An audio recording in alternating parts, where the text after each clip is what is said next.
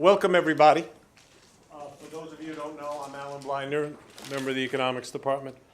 And it is my pleasure to introduce to you a longtime friend, David Wessel. Now, I'm going to just dwell for 10 seconds on the phrase a long-term friend.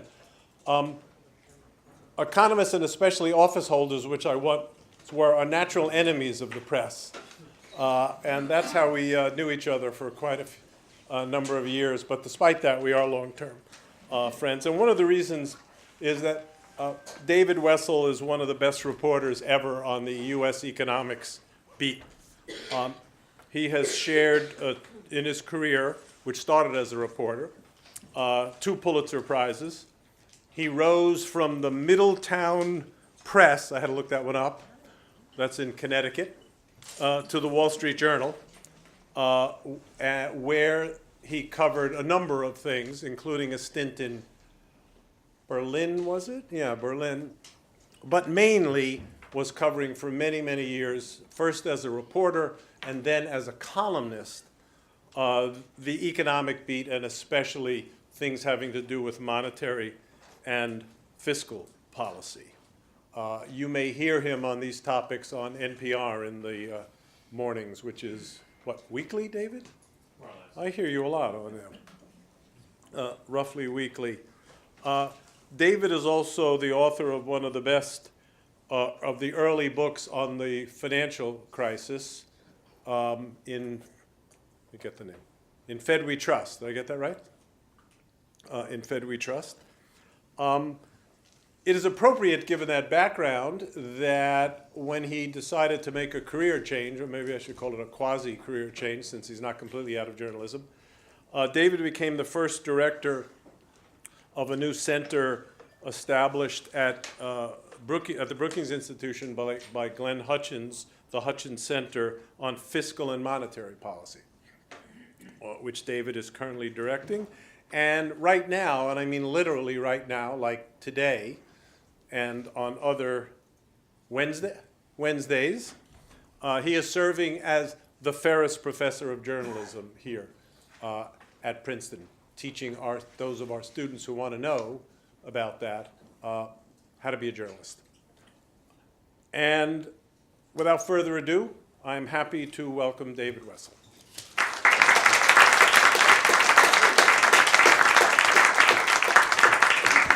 Well, thank you very much, Alan. It's good to be here. I've learned a lot from Alan Blinder, and he wrote, if I wrote one of the best early books on the financial crisis, that's because Alan wrote one of the best later books on the financial crisis, and there was a lot more crisis to write about by the time he wrote about it, so he had a lot harder task. I'm impressed to see so many people here. The 17th, what's it? Kampala? Somehow the rival to the Dalai Lama is speaking in the chapel. So I hope you all have either already achieved enlightenment or not interested in getting it. So you came to hear me speak. And I have to say I've learned a lot from people at Princeton. There are a number of professors at Princeton who helped me become a better economic journalist. And I found it just incredibly interesting and rewarding to now be teaching a small class of would-be journalists and others at Princeton. And so I feel my only mistake was trying to do this coming up from Washington once a week during the winter, in which I discovered that Amtrak is challenged by weather. So if I'm doing it again, I'm either doing it a different season or I'm going to be in residence. Now I was thinking about this, I was tempted to begin with some kind of references to Woodrow Wilson.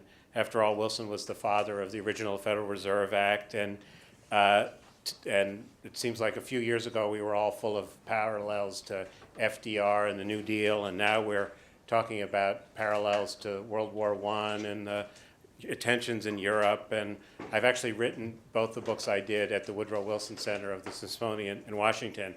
But then I thought, like, how many people must have spoken at the Woodrow Wilson Center and started with some anecdote about Woodrow Wilson? And I remembered a visit I made, there's a point to this, bear with me, to Eureka College. Eureka College is the Disciples of Christ College outside Peoria, Illinois. My parents, my mom and her parents, were refugees from Nazi Germany and when resettled in Eureka, Illinois, through the kindness and generosity of the church there. They gave him an apartment, gave my grandmother a job at the kitchen. At the college, my mom went to Eureka College for free. Now, if any of you have ever heard of Eureka College, it's because that's where Ronald Reagan went. He graduated from Eureka College in 1932. And as you can imagine, the college is very proud of that. That's probably the best thing that ever happened to them, ever. They have the Ronald Reagan Leadership Program, the Ronald Reagan Museum, the Ronald Reagan Peace Garden, the Ronald Reagan Society, the Ronald Reagan Fellows. And when Ronald Reagan visited one fall, they sent a Christmas card to all the alumni with Ronald Reagan with the fall foliage. And the little headline was, "Christmas came early to Eureka College this year." At which point, my mother, a very liberal Democrat, was about to tear up her diploma or puke in disgust, or both. So I took my mom back to visit the college and the church, which has saved her family. And the college asked me would I come and speak sometime, so you can't exactly say no. And it was kind of cool because they asked me to speak at commencement, so I got to wear the cap and gown, the hood, and I have an honorary doctorate. And so I, listened to the student speaker, who was a very articulate woman, who began her remarks by saying, "Thank God we're graduating. Enough of this Ronald Reagan stuff." So I assume that's my last reference to Woodrow Wilson. I want to give you a quick tour of 5 domestic economic issues that either are or ought to be on the Washington agenda, things that if we were dealing with our real economic problems we'd be dealing with, and then try and speculate a little bit about why we seem to be doing so little of anything about any of them. The first is the near-term pace of economic growth. As you all know, we went through a terrible recession, the worst in most of our lifetimes. The economy returned to growth in the middle of 2009. That's nearly 6 years ago.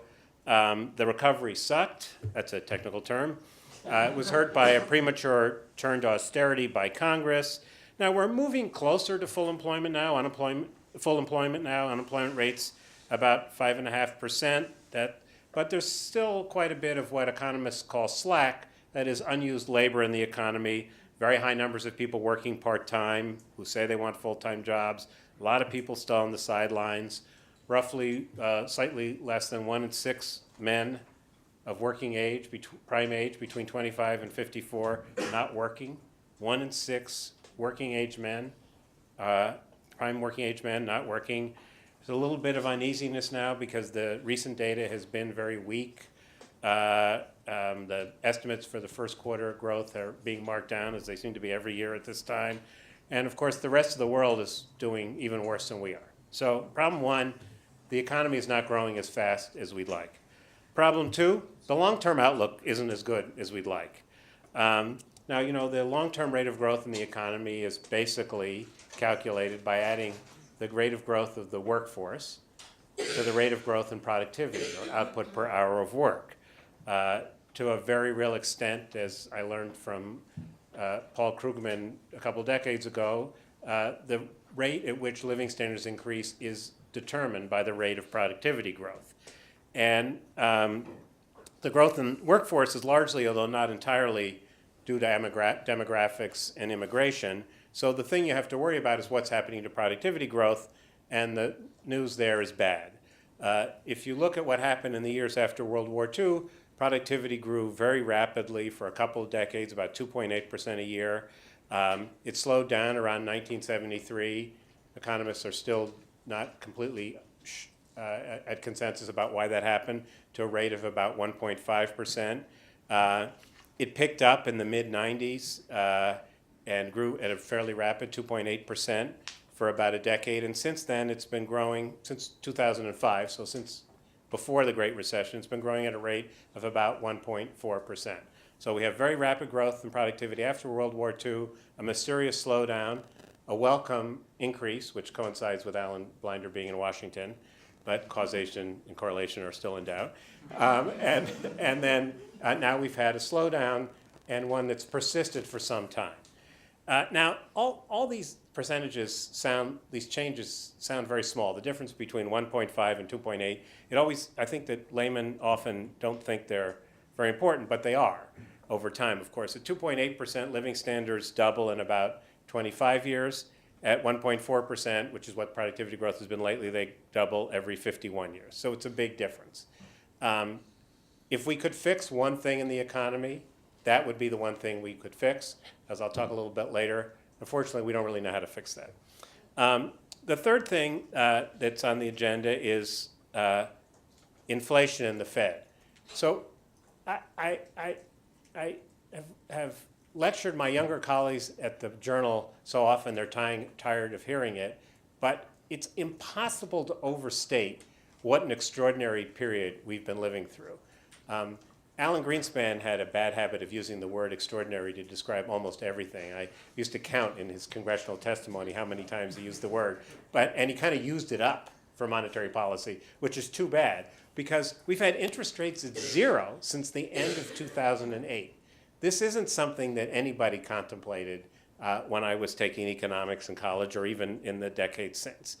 And the Fed has in some sense, the Fed's job is pretty clear. If the rate of long-term growth is determined by productivity growth and by the rate of growth in population, then the Fed can't really do much about that. The Fed's job is to get the economy as close to that rate of growth as possible. And it's having trouble doing that. And that we now know that we're closer than we were. And the big argument at the Fed is how close are we and how long should they wait before they raise interest rates? If you wait too long, presumably, although it's an open question, we'll get more inflation than we want. Although the Fed's kind of in this awkward position because they decided that 2% is the optimal rate of inflation and they're having trouble getting anywhere near there, and so are a lot of other central banks around the world.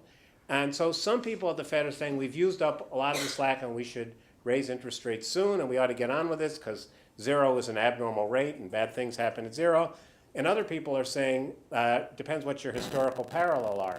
You're worrying about the inflation of the 70s and early 80s. We're worried that we're going to relive 1937, where we tightened fiscal and monetary policy too soon and prolonged the Great Depression. So that's a pretty big issue at the moment at the Fed. And I'll talk about that in a minute as well. And then there's the questions of fiscal policy, taxes and spending. I mean, the basic picture there is we've made an enormous improvement. At the worst of the recession, the deficit, the difference between what the government takes in and what it spends, amounted to nearly 10% of the gross domestic product, the value of all the goods and services produced in the U.S.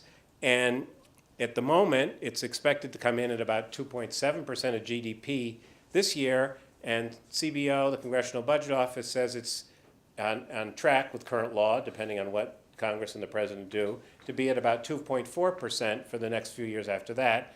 That's really nothing to worry about. You wouldn't know that listening to some of the rhetoric in Washington. There's still people going around tearing out what little hair they have left, saying, we're having this huge crisis of the deficit, and they're acting as if we're still where we were a few years ago. Now, the deficit has closed for a couple of reasons. One is good. The economy got better. It throws off more revenue, more taxes, fewer people on unemployment. Some of it is not so good. As I mentioned earlier, we had a premature turn to austerity, the so-called sequester, which came at a really inconvenient time and I think hurt the pace of the recovery. And the third reason is the pace of healthcare growth has slowed for longer than most people expected, and there's sort of this hope that this will last for a while, and that's a big deal because the government spends a lot of money on healthcare. So the right answer to the question is, do we have a deficit problem, is no, we do not today. But like most questions in Washington, the simple question is not always the right one. Do we have a deficit problem and a debt problem in the long term? The answer is yes, we do. We borrowed a lot of money during the Great Recession. We have a very high ratio of debt to the size of the economy. So if something bad happens again, we might have trouble doing a big stimulus like Obama did. But more importantly, I think we've essentially made promises to pay benefits, largely to elderly people, that we can't afford with the current tax code. And I think a lot about how to talk about the deficit to people because I'm fed up with the fix the debt crowd in Washington, which has maneuvered themselves into a dead end, which is no matter what the problem is, we have to fix the debt. Global warming, fix the debt. Bad infrastructure, fix the debt. Hay fever, fix the debt. And so it's kind of frustrating because they're not when you talk to them, they're not nearly as foolish as I'm making out. But if you call your organization Fix the Debt, you kind of tend to give the impression that that's the only problem we have to deal with. But that's not to say it's not a problem. And here's the best way I've thought to explain to people why we're not on a good trajectory. Last year, the federal government spent 6.5% of all its outlays on interest. 6.5% of the federal budget went to interest. That is equal to the budgets of the Departments of Homeland Security, plus HUD, plus Interior, plus Justice, plus Labor, plus State and Energy, right? And when I went to college, we were told, don't worry about the deficit because we owe it to ourselves. You bought the bonds, and you guys are borrowing, and we owe the money to ourselves. But that's not true anymore. Half the U.S. federal debt is held overseas, so half of those interest payments are going outside the country. But here's the part that's a bit alarming. If you look at the president's budget, and you assume everything in the president's budget comes true, the president's economic forecast is the right one, and all the president's proposals for taxes and spending are accepted by Congress, then in 2019, 5 years, interest will be 10.3% of federal spending. And in 2024, it'll be 12.7% of federal spending. And why is it going up so much? Well, two reasons. One is, as we keep running deficits, we borrow more money, so there's a bigger debt to pay interest on. And second, as I said earlier, interest rates are abnormally low. I don't know when they're going up, but they're not going to be at zero forever. So the Congressional Budget Office and the White House Budget Office assume that at some point, certainly over the next decade, interest rates will return more to normal. So a bigger debt, higher interest rates, 12.7% of federal spending on interest. So here's another way to think about that. If that projection comes true, and it probably won't, but it's a good roadmap of what path we're on, and again, this is with all the president's proposals, assuming they all take place. The president's budget predicts that in 2024, the federal interest payments will be $744 billion.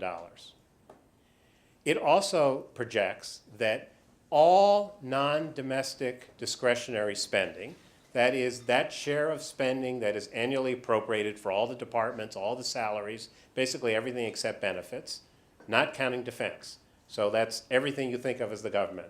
Those guys at the Secret Service who are doing such a great job keeping the president safe, the people at the National Park Service, buying staplers for the post office, well, that's probably off budget, buying staples for the Customs Service, all that stuff, that's $600 billion. So we'll be spending $744 billion on interest, more than we will be spending on the things that most of us think of as being essential to government, $608 billion. And that's one way to say, like, this is not a great situation, because it will, if unaddressed, crowd out other things. That we will be in a situation where, caricature of course, the federal government will be a giant health and welfare fund, some aircraft carriers and nuclear missiles and jets, and paying interest on the debt, and everything else gets squeezed. So the fifth thing that we are thinking about and talking about more than we did is inequality and mobility. So the gap between winners and losers in the U.S. economy has widened substantially. The income of the top 20% before taxes is roughly, or slightly bigger than the income of the bottom 80%. Despite the American myth, Ben Franklin, Horatio Alger, your parents' income has a lot to do with where you end up as an adult, and we know that.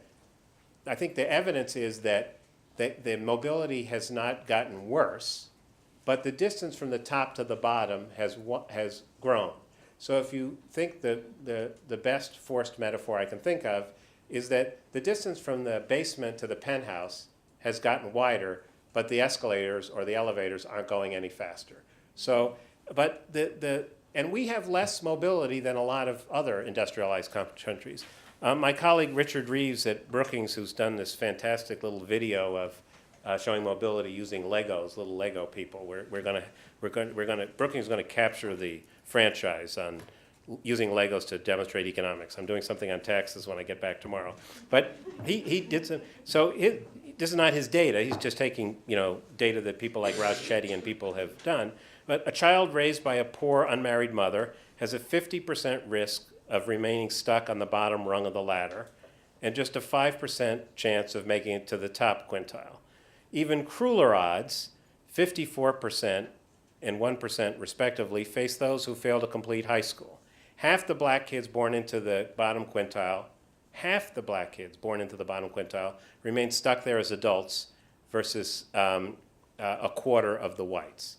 And so it's disturbing. It's disturbing because it confronts our myth, and I think it's beginning to erode people's confidence in the economy. And what's the best sign of that? That there are as many Republicans in Washington talking about inequality and inadequate social mobility as Democrats. And that wasn't true 5 years ago.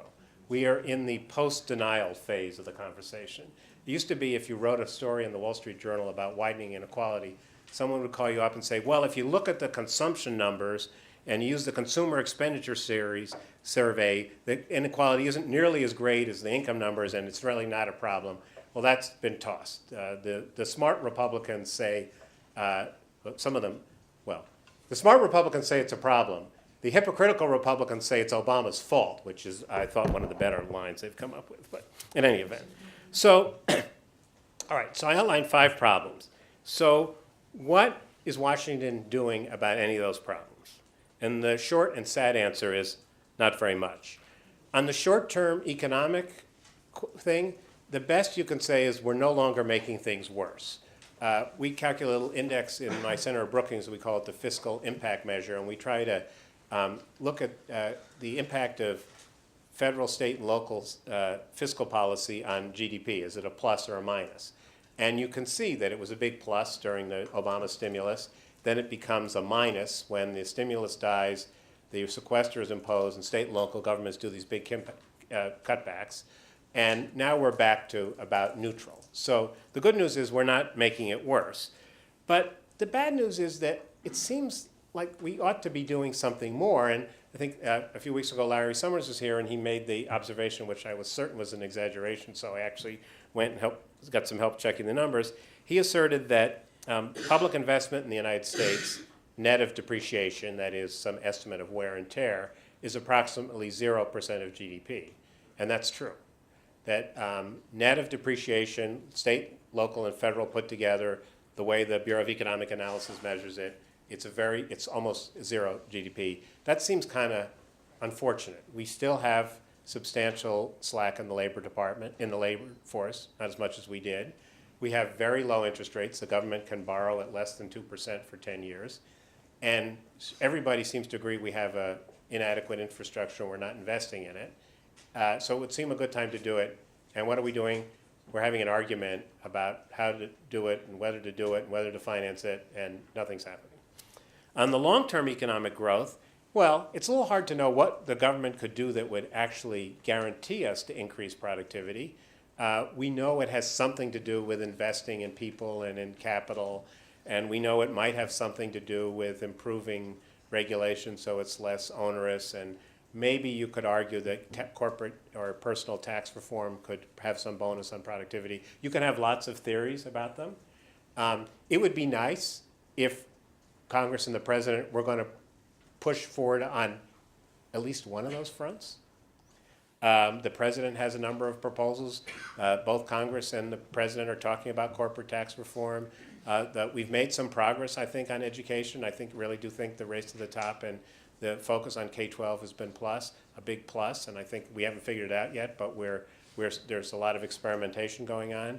I think there's a lot of talk about student aid and community colleges and stuff like that. But if you're a newspaper reporter and you said, what is it that the President and Congress are going to do this year to increase, that have a chance of increasing the rate of growth and productivity, something you think is going to get through Congress and make it to the President's desk, I'd have a hard time putting anything on the list.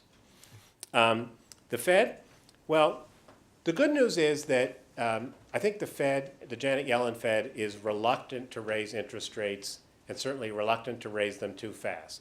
Kind of looks to me like Janet Yellen has decided that she needs to get rates off of zero to keep her committee together. But she made very clear in a speech she gave the other day that there are no rush to raise them back to normal levels. So I sense that even though the Fed has dropped the word patient from their formal statement, they're still pretty patient. But what's interesting is the conversation about the Fed in Washington is really not about, is the Fed going to move too quickly or not quickly enough, but it's all this strange stuff about audit the Fed, and maybe we ought to change the distribution of the way the Federal Reserve districts are drawn, and maybe we should make the Fed announce why they're not following a particular rule for making monetary policy, one that was developed by John Taylor at Stanford. There seems to be a lot of animosity against the Fed, some reasonable questions about how do you hold an independent central bank accountable, something which Congress does very poorly. I think the average congressional, no, not the average, every congressional hearing that the chairman of the Fed appears at is less substantive, less informative, and holds the Fed less accountable than every press conference that Ben Bernanke or Janet Yellen has with my former colleagues from the press. So that tells me two things. One is it's possible to do it. It's possible to have a public conversation with the chair of the Fed that says, why are you doing this and what are you thinking? And I don't think the Fed needs to get another GAO audit. I don't think another GAO audit is going to make members of Congress more intelligent or more willing to use their time to ask questions as opposed to grandstand. I don't fully understand why the Fed continues to be a target of so much animosity, particularly from Republicans on the Hill. My guess is that it will abate as the economy gets better. My single anecdotal example of this is Ben Bernanke, formerly of Princeton, formerly of the Federal Reserve, now of Brookings, told me that he spoke recently in Richmond, Virginia, and Evansville, Indiana. In Richmond, he had 4,000 people and got 3 standing ovations. And in Evanston or Evansville, Indiana, he filled a basketball stadium, I don't know how big, and got 4 standing ovations. So his empirical research is that the Fed standing outside the Beltway is improving, and he hopes that somehow translates to Washington. He's basically an optimistic guy, what can you say?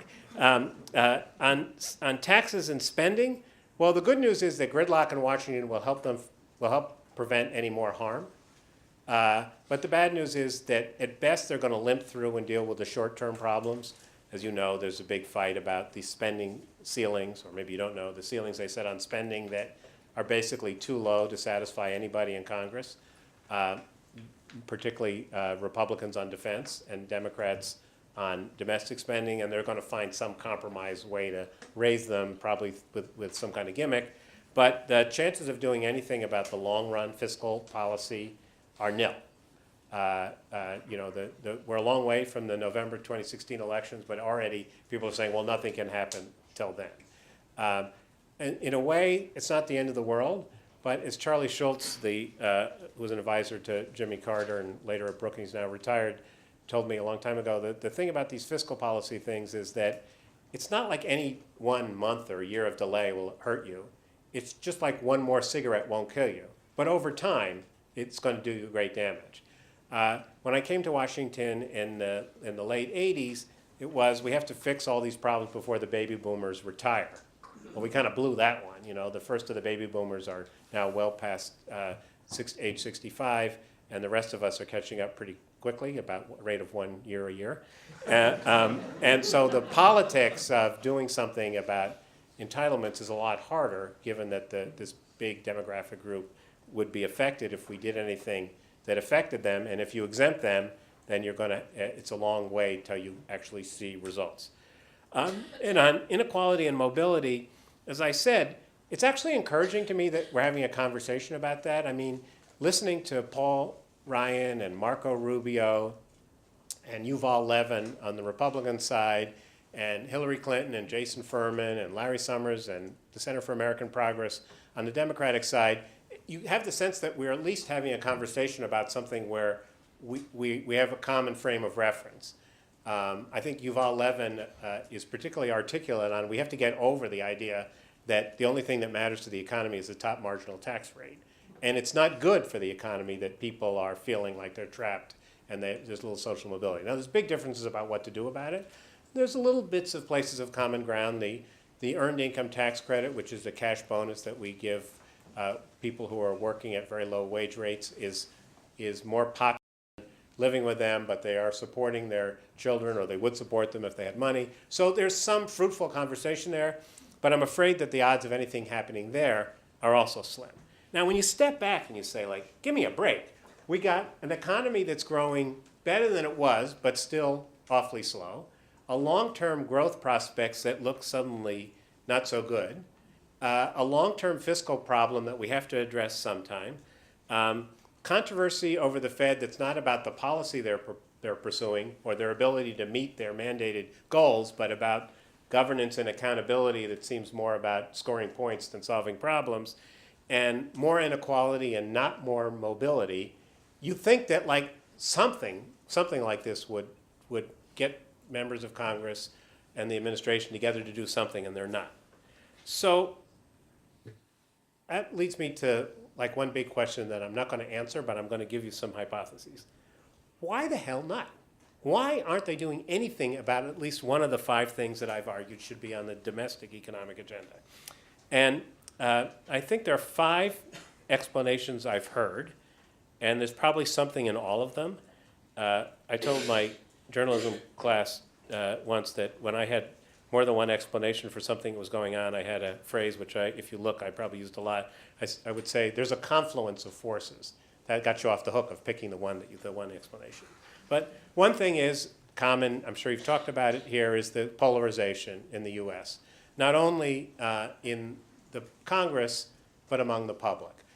There's a political scientist, Peter Hansen, at the University of Denver, I think, or at least one of the Colorado schools, who has this nice chart where he shows graphically the distance in the Senate from the, he has the votes, the members of the Senate on an ideological band by some metric that political scientists use that most of you in the room probably know more about than I do. And he shows the distance from the 51st vote to the 60th vote. That is, how big is the ideological difference between a simple majority in the Senate and getting that 60 vote you need to get by it and a filibuster. And it's sort of like this in the 70s, and it's like this today. And that's the Senate. So you can't explain that by redistricting. Something else is going on. So I think there is substantial polarization in our politics, in our public. It's probably fueled, I'm happy to talk about this if people want, by the press, but it's not only the press. So that makes it hard to ever come up with any kind of compromise because the system, and to some extent the society, are pretty polarized. Secondly, there's a clear lack of leadership. I resisted this explanation for a long time because I've been in Washington long enough to know that there's just too many 60-year-old reporters and members of Congress and former officials who say, things are really terrible now. When I was 40 years old, everything was much better, you know? This kind of idealization of the past is kind of nauseating. Particularly, I love it when people talk about the grand old days when the press was really, righteous and wasn't corrupt, like during the late 18th century when, Jefferson and Hamilton were paying reporters to write character assassinations on it. But I do think that there's something troubling there, that the people who chair congressional committees just don't seem to have that knack of getting competing factions together the way they once did. Dan Rostenkowski, Bob Dole, Lloyd Benson, Ted Kennedy. I mean, we're developing this kind of mystique of Ted Kennedy. At the Kennedy Library in Boston, the new Edward Kennedy thing, they've built this replica of the Senate chamber, as if somehow, maybe we can recreate the good old days when Ted Kennedy and Orrin Hatch could actually co-sponsor a bill, without either of them being considered a traitor. So it just something, I can't quite put my finger on what it is. Is it that politics has become so disgusting or that it's so frustrating to be in Congress that good people don't run? There are some good people who stop running.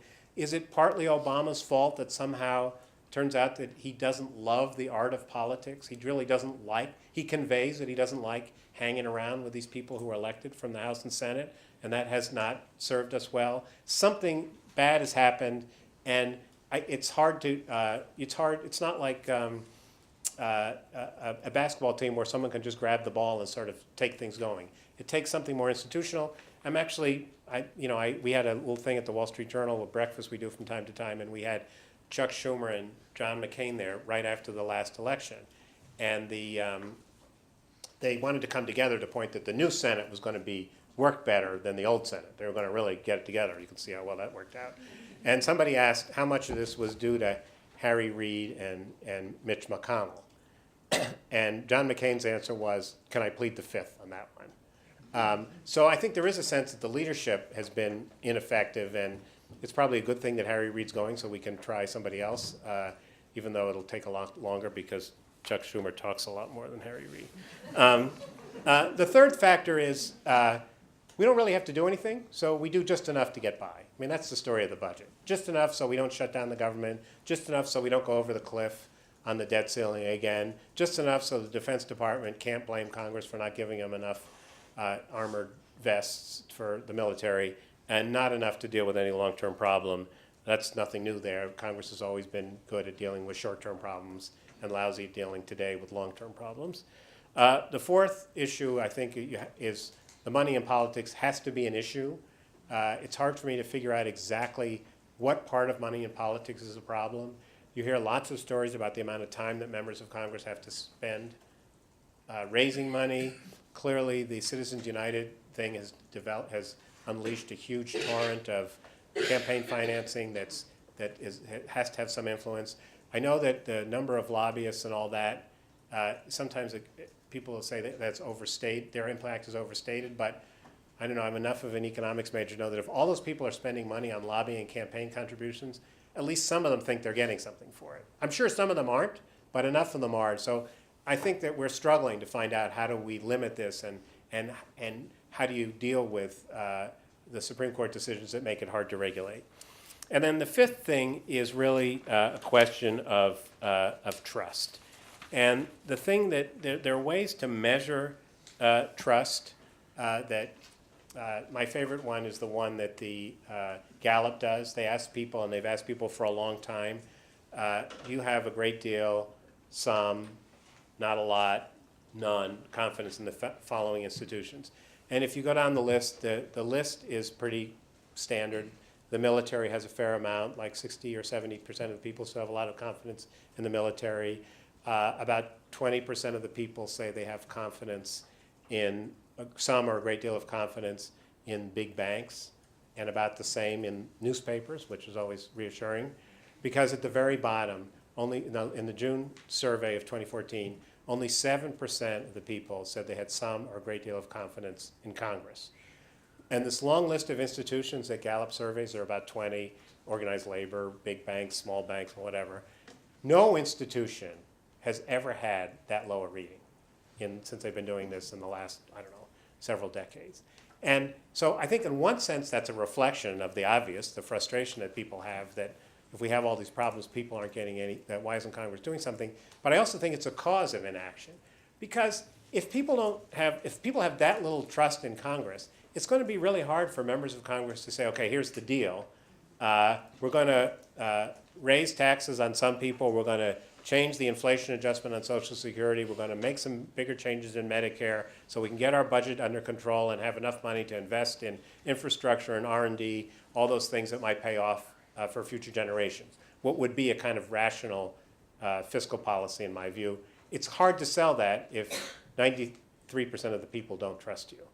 I don't know if any of you watch House of Cards, but in the episode I'm at, the President Underwood has some strange scheme to put everybody to work with public employment and cut Social Security. And as far as I can tell, he had for a while one vote for it. That was his wife, but where I am in the thing, she seems to be giving up on him. It's not an unreasonable representation of one of the things House of Cards reminds me. One of the things that scared me the most about a visit to China is I discovered that a lot of people in China watch House of Cards, and they think that's what Washington's like. So that's to give you something to sleep about. All right, so finally, I'll end on this. So what would change this? What would break the logjam?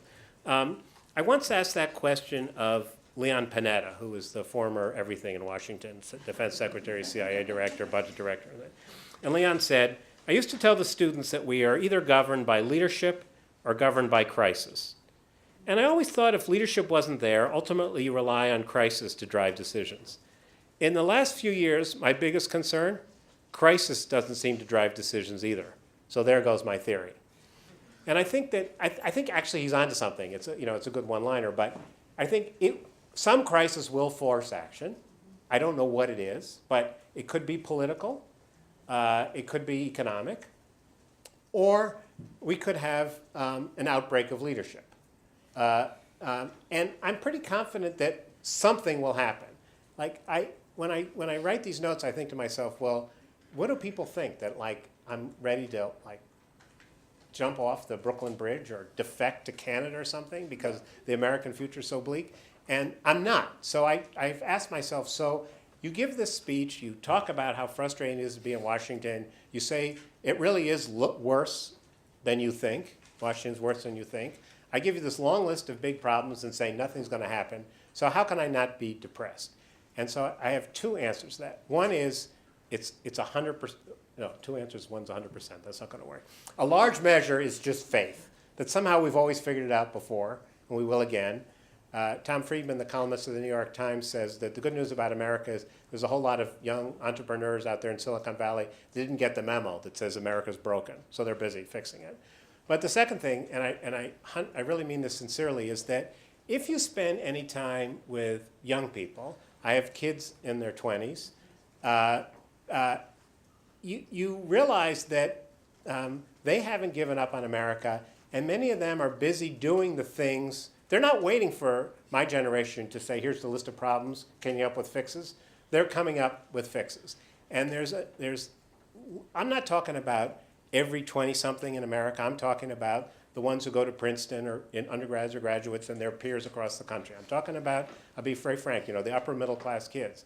But the upper middle class kids I've met in my daughter's social work class, my son is working for Tom Steyer's Super PAC on climate change stuff, seem to have an enormous amount of energy and conviction that if they just keep trying, something will get better. And that is not something that you can take for granted.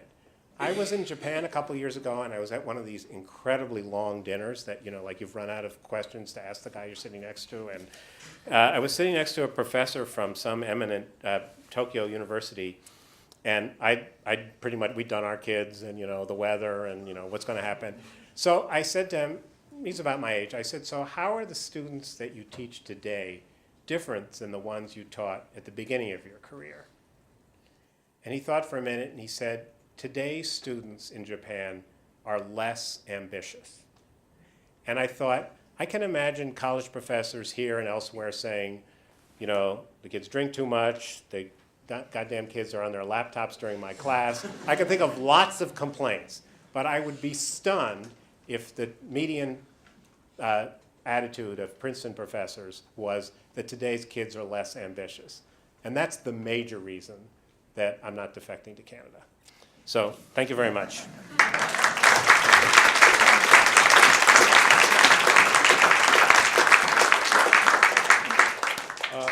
Thank you, David. I've often thought of defecting to Canada, but I haven't done it.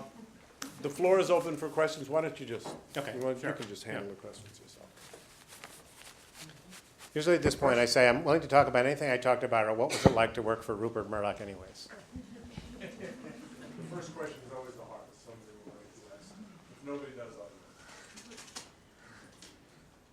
that. So should I give extra credit to someone in my class if they ask a question?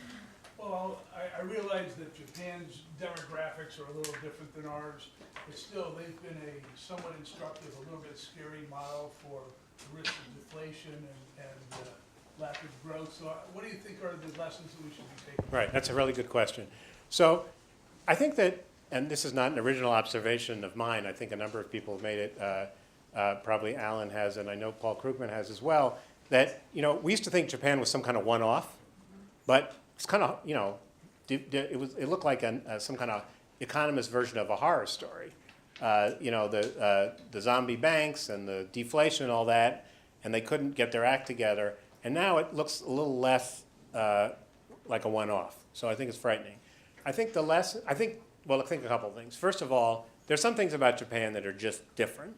and we don't need to worry about them. They have a huge demographic problem, but they have an allergy to immigration. So lesson number one, if you have an aging society and your population growth is slowing, it's really stupid to close your doors to immigrants who want to come. That's the first thing. The second thing is, I think we learned a lot from Japan. I think the people at the Fed have talked about that, is that it's hard to get to stop one of these deflations. So it's better to act aggressively. The Fed did act aggressively. It's better to fix your banks. And we fixed ours a lot quicker than they did theirs. And I think so that those, and then the third lesson is that, there's this scary view that maybe we're in a world where growth is so slow and there's so much savings and not enough investment opportunities and not very much inflation. So central banks around the world can't get interest rates low enough to keep the economy moving it towards that full employment goal. And I think the lesson of Japan is, if you think you're going in that direction, don't spend a decade sucking your thumb. Do something about it. And so they're now, it's interesting what's happened there with the new Abe government, a big change in fiscal and monetary regime, but they're starting from a really bad place. Also, it's really good not to have nuclear plants that melt down, and it's also.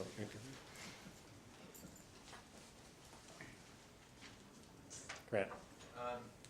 So I thought it was interesting that you brought up that one of the reasons you're still very hopeful is because you think that kids are still very ambitious. There's this article that David Brooks wrote, I think in June of 2001 for The Atlantic, saying the exact opposite thing. And granted, that was 15 years ago, but and he thought that, and he wrote this article after spending time at Princeton, and he said that in his view, he found that kids were less ambitious than they were 20 or 30 years before that, and that they were a lot willing to just sort of play by the rules in order to get ahead. And then he wrote an update like 10 or 11 years later saying he still thinks that. And to be honest with you, I don't remember the point he was trying to make in writing this huge article. He wasn't optimistic. But yeah, he said that, Well, we have different views and maybe different experiences. He must have had a different class of Princeton kids than I did. I went to Haverford College, and I was there about 10 days ago, and the kids it was a forum to encourage kids to think about public policy careers. There were a bunch of alumni there, some of my peers. And then in between the sessions, there was a poster session where the kids showed what they were working on for their senior projects. And I didn't sense any of that. I think I sensed a lot of anxiety about, am I going to get a job, and what if my first job doesn't work out? So to that extent, I think there was a bit of pressure to find your perfect job in your career within 3 weeks after you graduate from college that maybe wasn't there when I was there. But I just don't agree with them. Maybe that's why he's teaching at Yale now. On climate change issues, I'm curious if you're more concerned from sort of the political standpoint of not having any progress on a long-term issue, or if you're more sort of hopeful from the technological point of view. I think the climate change issue is hurt by the fact that there's not yet this kind of public consensus and consciousness that's required for us to do things that might be a little bit painful in the short term, like a carbon tax. So I think that's building, but we're not there yet. So I don't think there's a shared understanding. It's still possible for climate deniers to make speeches and have a lot of people in the audience nod. So, and I think if I'm worried about the fiscal problems being too far in the future and people not being willing to deal with them, well, climate is like even worse. So I think it would be good if we invested in the technological solutions. I don't think they will be sufficient, and I suspect that at some point we'll do some of the rational economic things, and there have been some signs of progress on that, slower than my son would like. There is a certain, there's a view in Washington that someday we'll wake up and there'll be this harmonic convergence, and that people will realize, the fiscal hawks will realize we need revenues, and the climate hawks will go for a carbon tax, and somehow it will immaculately emerge from the Capitol Visitor Center, and nobody will claim authorship for it, but everybody will vote for it. I'm personally not betting my retirement on that happening, but it's always possible. So I'm not sure if that's responsive. We should invest in technology because we can't count on rational climate policy, economic policy. I think that we will get to the point where we have rational climate policy, and there are some signs that we're at least moving in that direction, however too slowly. Woman in the back, and then let me take the one in the back, and then you. I'm concerned about Europe. I think there are going to be big changes there, and it doesn't seem to be improvement. We're going to see elections in England, and I don't know what's going to happen. So well, I don't know what's going to happen either. So one way to, when you get really depressed working in Washington, you say, well, could be worse. We could be in Europe. So they have a lot of the same problems we have cubed, right? I mean, among all our many problems, we are not, with the possible exception of people in Texas, preparing to secede from the US dollar. We kind of got that one settled, right? And they don't even have that settled. So I think I think it's a big problem. They have lack of political leadership. They've built themselves an economic structure that turned out to be flawed. They didn't listen to warnings about it. Cultural differences are enormous and obviously interfering with the settlement of the Greek debt and the German creditor relationship. They got a monetary union without a fiscal union or a government union, and it turns out that doesn't work very well. And they have a whole bunch of populist parties, some on the right, some on the left, ready to take advantage of the situation, and a gridlock political system that seems to lurch from a European summit to a European summit. I sometimes think that European summits must be like 20% of GDP since they have them every weekend. So I worry about it. I particularly worry about an adverse political reaction. I don't think it'd be great for the world if Marine Le Pen is the next president of France. And I think that we have a stake in this because China's a big place, but Europe is still a big economy, and their inability to deal with their own economic problems interferes with their ability to deal with political problems for which we really need their support, such as Putin. So I'm worried. They do seem to be able to muddle through. They've been doing it for a long time, but they get awfully, to mix metaphors, get awfully close to the edge sometimes, and you worry that once or twice they'll go over it. My question was actually about the countries in Europe that are actually doing well, like in Scandinavia, and how they tax on wealth instead of taxing on income, and their happiness quotient is much better than ours, and their disparity between the Right. wealthy and the poor is. Well, there are people who think that we ought to tax wealth in the U.S., but I'm not very sympathetic that if we changed a few tax laws, we would become Scandinavia. I mean, they have a different set of values there. They tend, although not so much as they used to, have relatively homogeneous populations. Some of them, the Danes, seem to have more trouble with immigrants than I used to think was likely in Scandinavia. So, but I think, that's everybody. A lot of times that's everybody's nirvana. Why can't we be more like Scandinavia? And I think there are things to learn from them. But we have to accept that we have a different tradition, a less willingness to have big government, less trust in government. We seem to be more resistant to aggressive redistribution through the tax code. Our society tolerates a lot more distance between the well-paid and the low-paid, whether it's among Princeton faculty, law firms, CEOs and stuff, baseball players, than they do in Scandinavia. So I think there are lessons to learn from how they do things. There are lessons to learn for how they do things in Germany, training and education included. But I think we're going to have to find our own way because our values and traditions are so different. How do you see the public and municipal employee pension problems affecting the national stage, and do you see a credit crisis? Well, I don't see, so the basic issue is that if the federal government has a problem that has made promises to pay benefits that it can't support with existing tax revenues, then many states and municipalities have an even bigger problem. and they haven't practiced exactly good fiscal hygiene. They kind of made more promises and then didn't put more money aside. So in some places it's a big problem, and in some places fixing it is complicated by various constitutional restrictions on whether they can actually cut pensions. I don't know enough about it. I think it's a problem. Crisis, well, it'll be a crisis for them. Puerto Rico's having a crisis now.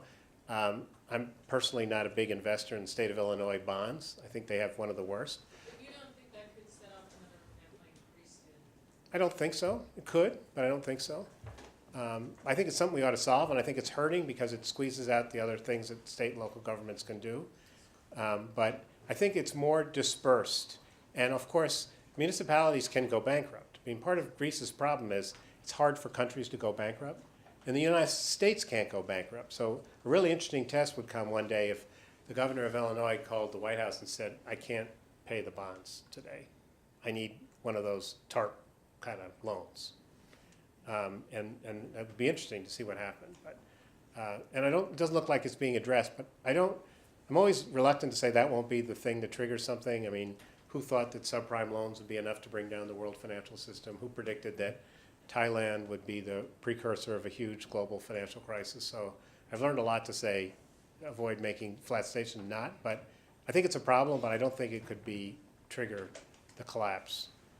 In part because, in general, I find that things that are widely talked about and predicted tend to not lead to these big calamities as things that surprise us. Y2K is a primary example. Sir? How do you assess the linkages between the kids' ambitions and the government? The kids' ambitions in the government? And the government, do you see that there is a huge gap in between? Well, I think a lot of kids are pretty cynical about government, and I think that that there is a gap there. Again, if we're talking about the kids I was talking about, the upper middle class kids, I think that there's a lot of efforts going on to get them to be politically active and to vote in ways, vote often enough so candidates have to listen to them. Now I'm here really in danger of talking my son's book rather than having a lot of individual experience about it. I don't think their ambitions are so different. I think that a lot of young people think the government is broken or irrelevant and they're going to get on with their lives. And so part of my optimism comes that, so they might not be going in the Peace Corps, although a lot of them are obviously going to Teach for America, but if they're going to work at startups or come up with some Kickstarter charity or joining some political movement outside of government, that will help rejuvenate the U.S., even if they're cynical about government. I worry a lot, though, about government employment, how unattractive we've made it for young people to go into government. It's almost impossible to get a job. The USA Jobs thing seems like the website was designed to be a kind of obstacle. It's very bureaucratic, the government. I think there are different experiments to get young people in, but I do think that sort of the Hill is an exception. I mean, the Hill is full of people in their 20s who are either trying to change the world or screw it up, but at least they're trying to do something. So I worry a little bit about government being particularly unappealing career for people. Probably less true at the Woodrow Wilson School than some other places. A little codicil on that. Yes. Same question really is, a lot of the effort and attitudes that you see in the younger generation are kind of hostile to government or Right. on government. And a fair number, I wouldn't go so far as to say all, of these problems you're pointing to will not be solvable without government. Climate change is a good Yeah, I agree. example. The long-term entitlements program is a good. No matter how entrepreneurial Right. 1,000 kids in Northern California are, they cannot. No, I agree. I agree with that. I don't disagree. I just mean that they're not all under their beds smoking marijuana and giving up. Yeah? Well, as you said, you didn't really give us any suggestions for routes for solution. And I'm curious if you have any leads on venues for attacking the problem, be it through public education campaigns or some ambitious leader who happens to share all these ideals popping up and somehow convincing the electoral public that it's a good idea. I don't really. I mean, so I can give you scenarios where things happen. I can imagine some Ross Perot-like candidate, somebody who's well-funded, who shakes up the political establishment, and doesn't have a chance of winning, but makes it harder for the candidate. Say, I mean, everybody's favorite example is, let's say Mike Bloomberg decided to run for president, and he was in the debates with Jeb Bush and Hillary Clinton, and saying like Ross Perot did, you guys are both denying the problem, do something about it. So I can imagine there's something to that. Obviously, I have some continued faith that public education, broadly defined, has a positive effect, or I wouldn't still be working for the Wall Street Journal or at Brookings. I don't, it's kind of an existential question. If you're not trying to do something about it, you can't complain about it. But I'm sure there are people who have clever ideas. I'm interested to see what happens in California, where they've redistricted, so there's no longer quite so much of a partisan legislature design of congressional districts. I'm hopeful that someday someone will come up with some way to regulate campaign finance in a way that makes sense and is constitutional. I just don't see any. I don't have any great solutions. So I'm sorry to be so bereft. What about the minimum wage increase proposals? Would they have much impact on the economy? I think they'd have some. It's kind of interesting to me. I mean, I just saw on my phone as I was coming in here that now McDonald's says it's raising wages for 15,000 people. So I think what's happened is that the minimum wage has been held low in a lot of places, and the market is finally, the combination of economic forces and social pressure is forcing big employers to come up. So if you're asking all the things that are going on in the economy, why aren't wages rising, why is inequality worse, minimum wage would have to be on the list. Do I think that if Congress raised the minimum wage as the president proposes that everything would be wonderful? No. Do I think it'd be more good than bad? Yes. I think it's interesting that a lot of things are happening at the state level, and that may be part of your answer, that some of these things may require government, but they may be able to be starting at the state level. And so a lot of minimum wage, by the time Congress gets around to raising it, the only people who won't have raised it are Alabama and Mississippi or something, and I think it does make a difference for people at the bottom. And when you look at what's happened to the people at the very bottom and what's happened to their living standards, it seems to me, and given how the minimum wage has been eroded by inflation, that it's time, it's popular. That's why the president talks about it so much. Congress probably won't do it. It would be good if they did. The states and the employers may solve the problem before Congress gets around to doing it. Say something about the politics of that, because you just alluded to it at the federal level. On polling, this is an 80-20 issue, and 80-20 issues are supposed to get Yeah. the economy. That's one of my things about Congress being broken is, I have this fantasy that one day some member of Congress will get up on a day like this and ask for unanimous consent that today is Wednesday, and Ted Cruz will object. So I think there's a kind of, part of the thing about polarization, if Obama's for it, a Republican has to be against it, even if it's something he was for before. I mean, there's a little bit of that in the Affordable Care Act. I mean, sometimes you get a headache when you listen to, like, the Republicans want a healthcare system where people can shop for insurance on a marketplace, and they describe something that, if you were making the cartoon, it would kind of look like a caricature of the Obamacare. And so, like, why are you against it? So I think there's some of that knee-jerk thing. There are people who argue that it would hurt jobs. Some of the conservative Republicans really do believe that if we have less government, fewer rules, somehow the entrepreneurial energy of America will be unleashed, and they put the minimum wage in that category. But it is a puzzle. And as I say, because it focus groups so well, that's why the president talks about it all the time. Let's take one more question. There's a woman over there. I was wondering if you could talk a bit about the role of journalism and particularly the rise of gotcha journalism in the public debate. So we talk about how it's hard for Congress and the people don't trust Congress to lead a public debate about these different Right. issues. But could you talk a bit about how the modern media feeds into that? Right. That's a good question to end on. I think, so the short answer to your question is, it's not as bad as your question suggests, but it could be better. And let me explain a little bit what I mean. I think there are a couple different things going on. So one is, one of the lessons I learned at the Wall Street Journal is it's a lot more fun to write about industries going through technological change than be employed in one. And so there's a big shakeout going on in journalism.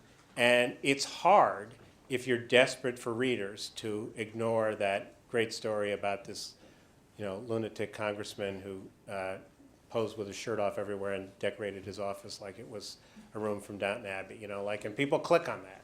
And there's a downside, there's an interesting thing which I didn't see coming, but now is so real that, we used to tell ourselves in newspapers that we knew what people wanted, right?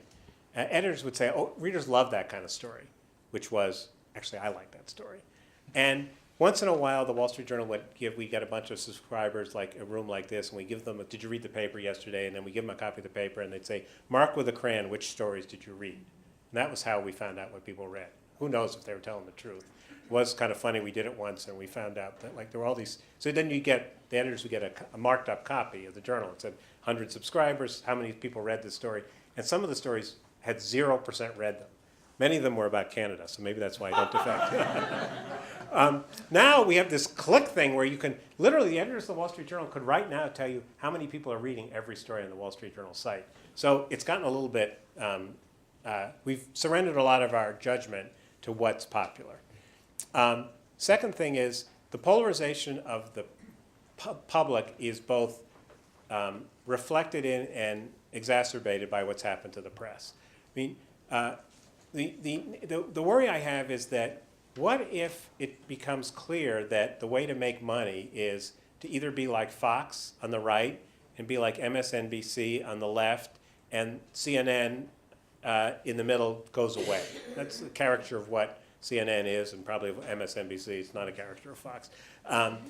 So if the profits used to go to the New York Times, the Wall Street Journal, CBS News, NBC, but now they go to these polls where people can get their prejudices confirmed, then that'll make things worse.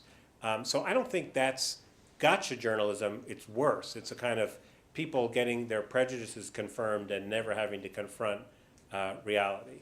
I don't quite know, I can't quite explain gotcha journalism except, it's a famous thing. Can you imagine any president getting away with half the stuff that Jack Kennedy got away with, right? So part of it is because there's no longer any barriers to entry. If the Wall Street Journal and the New York Times decide something is not worth writing about, it'll be all over Twitter and Facebook, and so there's no barriers to entry. On the other hand, that's a good thing because it means that Rupert Murdoch and Mike Bloomberg and Carlos Slim and the rest of the moguls can't control the press the way we sometimes fear they will, right? And then the hopeful thing is that, if you look at what's gone on in the press, in Washington at least, for the last few years, there's no doubt that it's getting better. I mean, Ezra Klein is some kind of amazing, talk about a young entrepreneur who could do something. I mean, he's 30 years old and he's basically invented a brand of journalism, a whole a species of journalism at Fox.com. David Leonhardt's experiment at the Upshot on the New York Times, what's going on podcasts on NPR and the other public radio stations. There seems to be this very fertile ground that people are harvesting some good stuff. So that's not going to fix the problem of the gotcha journalism and of the Drudge Report and stuff like that, but it does suggest that something in this technological revolution where the barriers to entry are very low is also allowing some quality journalism to come to the fore. I sense that there are a lot of young people, young journalists who kind of want to do that kind of stuff. And so, you can only hope. I don't think the press is going to solve the problem alone, but I'm a little less depressed about the state of the press in 2015 than I was 5 years ago when all we were talking about was, what's the half-life of the LA Times and the Chicago Tribune and the Boston Globe. So that's where we are. Thank you very much.